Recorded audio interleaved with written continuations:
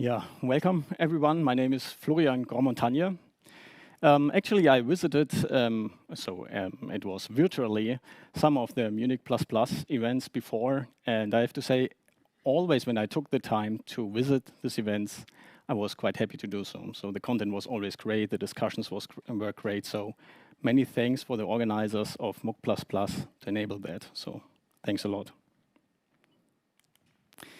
Let me start to introduce a bit Rohde und Schwarz. You see the spectrum of things Rohde und Schwarz does.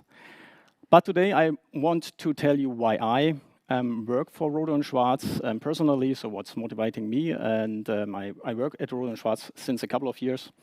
What I like about working here is the passion for innovation we have here and going really to boundaries where things are possible and even push them a bit. So for me, it's a very nice experience to participate in this. And the other thing is Rohde und Schwarz exists since 90 years now. And still today, I think the working environment here is in such a good shape that you can really do it. And I feel good investing my time here. So in case, well, you like what you see here, we do a lot of C++ and you're looking for a job. I'm sure we have jobs open, so you can apply for it. And we have different locations, so not only Munich, but yeah, you can look it up. I studied electronic engineering with a focus to communication. And when I'm not sitting in front of several monitors, typing in some nice code, I like to do some sport like bouldering. And I have another hobby related to 3D printing. This is a model I designed. You can find it in the internet. I'll try to let it fly, so mind your heads. Okay. Oh, it's gone. We need a ladder. So still working.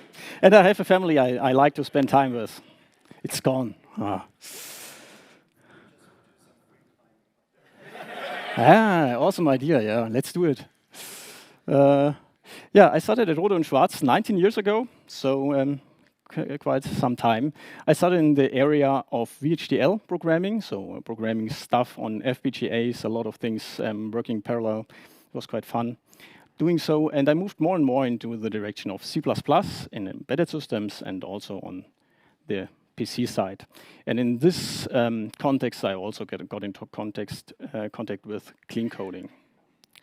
And nowadays, I participating in developing this nice small-sized receivers.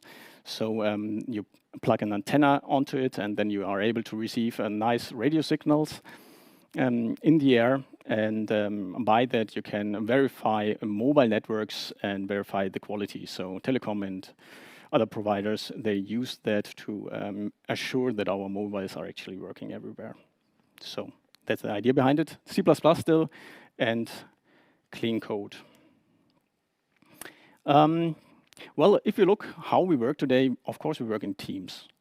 All members in the teams, they have their abilities, and just by this combining these abilities, we are able to make the journey to create awesome stuff.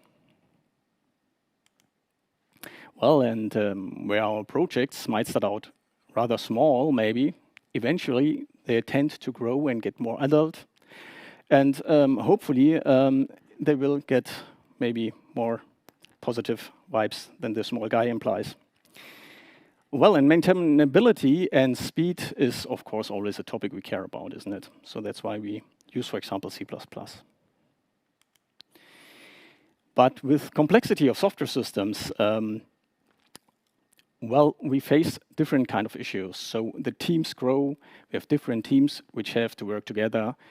How communication flows can be tricky. To speak the same language can be a hurdle. Implementing new features in an existing software system can be tricky. You have old stuff your customer still wants to use. You have new stuff you want to provide. Bringing these two together can be a tricky thing. And at the end, it's about how fast can we do that. So how fast is our software in this case, and how fast can we implement? And this can be tricky as well. So the question is, I want to raise here is, how can we keep software systems in a good shape. And one approach here can be decoupling by message-based software systems. So let's have a look how such kind of a decoupling can look like. And for that, I would start with the example I just explained. So let's say we have a small receiver we want to use, or our customer wants to verify his mobile network. Therefore, he needs an UI enabling him to doing this job, to verify how good his network is at certain positions. The UI might be graphical or some web interface. And because the position where we do the measurement is important, we will most likely need kind of a position source, so a GPS module, which delivers us this position. And what we need further is, of course, kind of a module which is doing the actual measurement. So let's say we want to verify 5G mobile networks. We'll most likely need a module which is able to do this. And to enable this, we need to receive the data which is in the air. So we have a small-sized receiver somewhere, which is receiving the radio frequencies in the air, and is able to convert it into something a computer can understand, so IQ samples, and this can be processed. And at the end, our customer is able to drive around and verify how good his network is at different positions. So as you can see, we have defined 4 core development modules, and the whole system is almost entirely driven by messages now. So you can imagine if the user starts the UI will send a message to the GPS module, commanding it to deliver, let's say, the position 10 times a second. So the message is sent to the GPS module, and the GPS module will start configuring itself, and hopefully, in the good case, it will deliver back as messages the position 10 times a second. So the complete system is driven by messages, and messages are the decoupling factor here. So of course you are right if you think about the UI has the user interfacing to your system, that's true. But usually, and in many places, you will have just messages. And the same is the case if you think about how the 5G module is driven. So the UI will send a message to the 5G module requesting to start measurements, delivering, I don't know, 20 measurements per second, for example. The 5G module will receive this message, will set up a configuration, and while doing so, it will command the IQ source to do specific measurements. So measure at a certain time, for a certain length, at a certain frequency, with a certain bandwidth, everything what is required to get the job done. And in the good case, the messages will flow back the chain till the user can see what's happening. So the interface which is defined between the modules are the messages in most of the cases. And what you see here is kind of the logical message flow. So in practice, in our case, it looks like that. So we have, of course, a kind of a message broker. In our case, it's called kernel. Let's call it kernel. You still see our 4 core modules in place. They all run in different threads, so quite for themselves. The kernel takes care about how the messages are routed. And actually, you can imagine that messages can actually flow from any module to any module. What you see here on the left-hand side is just the way you utilize it. But in general, you can do it whatever you want in this environment. And the kernel has more functionality even. You can request the kernel to load modules. So if the UI is starting up, it will request the kernel to load the GPS module and the 5G module. And the kernel will try to do that. And in case of success, it will return it worked. So you can imagine that is a rather small example of how such kind of a software system can look like. And without changing a single line of code, you now can split up your software system into 2 processes. Why is this possible? Because the messages didn't change. The whole system is running on messages, and it doesn't matter where it runs. The kernel will take care about the routing, and it will care about where the module is loaded. But you don't have to change a single line of code in your project. And you can even go one step further and split your system to run on different computers.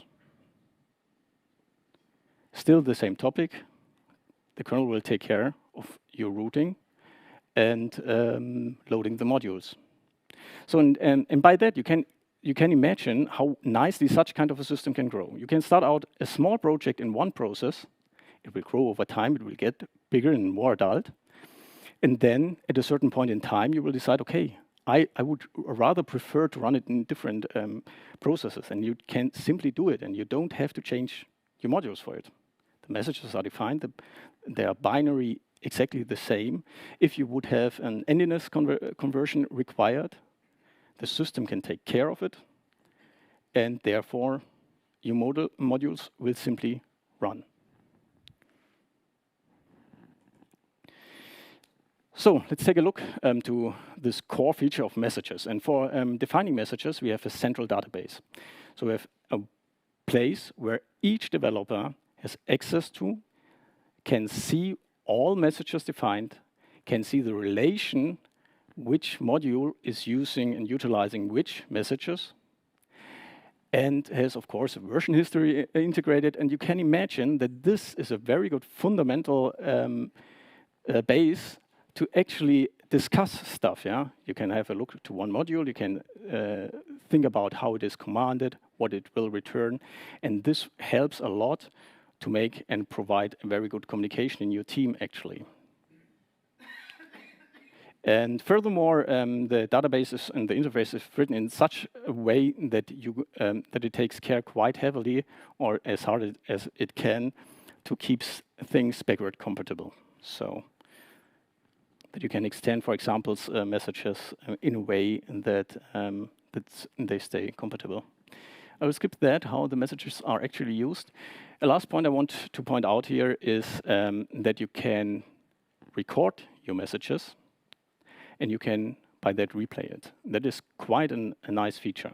First of all, if you develop a module or participate in developing one, you can easily imagine that it's awesome that you can create an input vector of messages, run it through your module, and you verify the output messages your module is creating. And you can do it in a system where you have, I don't know, 50 modules. You take one out you're working on, and you can do this very good, in a very good way. And now imagine you deliver your system into the world, and then at the other side of the world, something happens you have never seen before on your desk in your lab. Now, if it's reproducible, and in many cases it is reproducible, you can request to record it for maybe just the modules which you think has to be approved, get it on your desk, and replay it as fast as your computer can calculate. And that helps a lot to actually improve your software.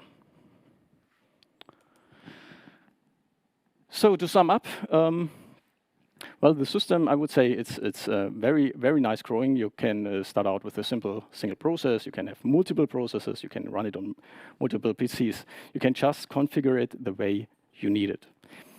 Adding modules, extending modules, or removing is not such kind of a big deal. They are just driven by messages, and if you take care about that, you can do a lot of stuff quite easily.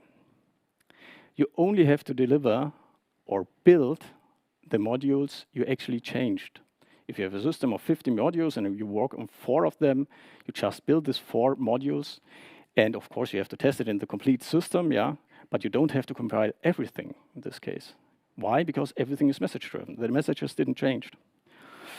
And you have this feature that the messages are actually defined in a central place, and your whole team can see what your software is about. It supports you in during development. Well, you see you can use it quite well to test single modules, as well as to get in real-world issues and work on it. And think about how handy it is that you can take a software system with a lot of modules where you have somewhere memory issues, and you can just spread all modules to run in separate processes. That might help a lot to figure out which module has problems. So, and the whole system was written for high performance, nevertheless. So it takes care that memory is copied just when it's really required and not more often. By thread and process and PC separation, you are quite flexible about how you can use it. In our environment, we use this kind of a system since 30 years, when GSM was rolled out, more or less. And we use it still today. And you can imagine that it grew immensely. So there are a lot of modules nowadays in place, and it is really, it just grow with our needs, like the networks outside grow. So maybe you can think about the projects you are working in and think about how beneficial such kind of a feature set would be. Thanks a lot for your attention.